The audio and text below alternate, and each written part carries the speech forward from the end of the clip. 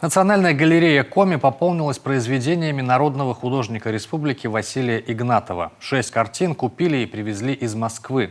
Вернуть произведения на родину художника смогли благодаря поддержке «Лукойла». На выставке побывала Дарья Вологжанина.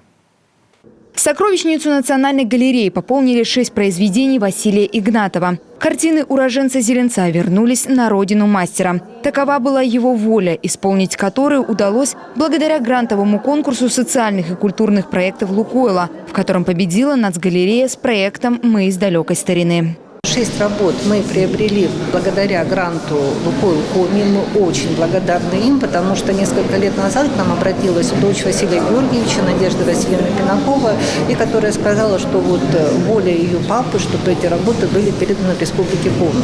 В Национальной галерее Коми хранятся более 100 работ мастера. Здесь самая большая коллекция. Формировать ее начали во второй половине 40-х. На выставке «Неизвестное в известном» представлены самые яркие работы художника. Естественно, они откликаются, это так как творчество моего прадедушки, они мне очень дорогие.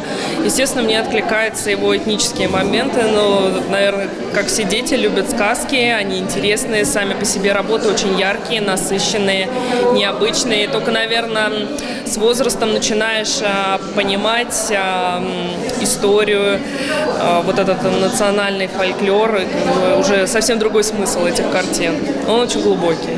2 живописные и 4 графические работы раскрывают Василия Игнатова для зрителя как автора-живописца. В масляных работах такие знакомые нам места. Например, местечко Тентюкова в Сыктывкаре, где Сысола вливается в Вычегду. Северный край особенно вдохновлял мастера. Выставка «Неизвестное в известном», последнее приобретение наследия Василия Игнатова, будет работать до 20 ноября. Дарья Вологжанина, Олег Костромин, телеканал «Юрган».